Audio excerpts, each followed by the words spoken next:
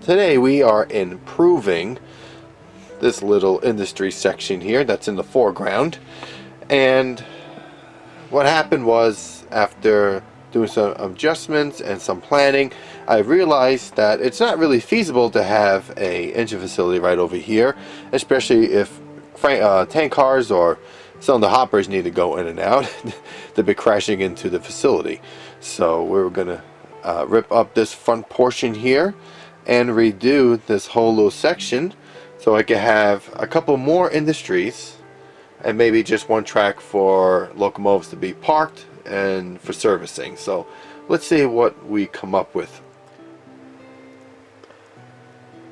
So we have converted this spot into a cement industry where it will have a single car that will unload from a cylinder or covered hopper into a truck to be taken off. There is one in Westville, Oklahoma that I really like, and I think Walthers makes a model that's very close, and what I'll do is either use that one or maybe do a kit bash of some sorts to replicate that. But basically the cylinder hopper will be covered, and where this existing row bed will be for the road that the truck goes in to load up on their cement or sand or whatever it is. But I do have a picture here that'll show you, and it's a very simple industry. It has one car and has enough for a car on the back end of it, so that way it can be pulled up for the next load.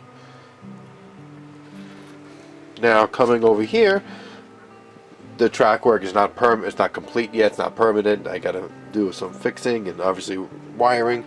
And instead of having a crossover here, there will be just a simple straight, and now we leave another crossover on this side here.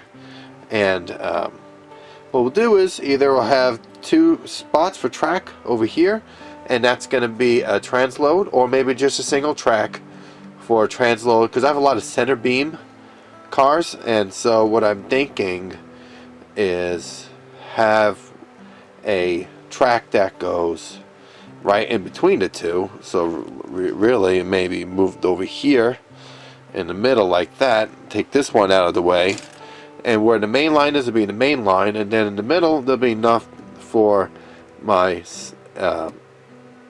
center beams and center beam flat cars and stuff like that for loads, either transloads for either just bulk products really. And I think that would be pretty cool. It will simplify this section over here, again less wiring and a little craziness, and so I think that'll be nice over there. And then convert this spot or switch it to where I have the tank cars over here, and over here will be a transload for either I think corn syrup. It's what I'm gonna go with here. And so that will be the next project that's finishing the track work. So let's see how that looks. Okay, so I nailed down the track here for the industry and added some spackle